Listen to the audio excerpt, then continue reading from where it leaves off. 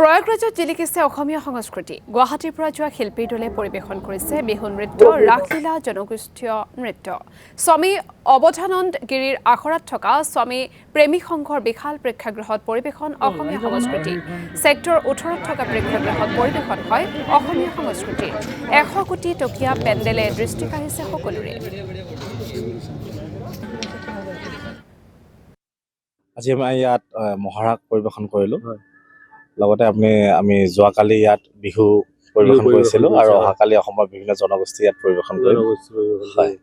কেনেকুৱা লাগিছে? ইমান খুব সুন্দৰ। আমি ভবা নাছিলোঁ যে সুদূৰ অসমৰ পৰা আহি প্ৰয়াগৰাজত ইমান ধুনীয়া সুবিধা এটা পাম। মানে নিজে বহুত উৎফুল্লিত হৈ আছোঁ। আমাৰ সৌভাগ্য আজি আমি প্ৰয়াগৰ মহাকুম্ভত আহি অসমৰ সংস্কৃতি, বিশেষকৈ গুৰুজনাৰ যি অমৰ সৃষ্টি মহাৰাস, আমি ইয়াত কৰিবলৈ সুবিধা পাইছোঁ আৰু নিজক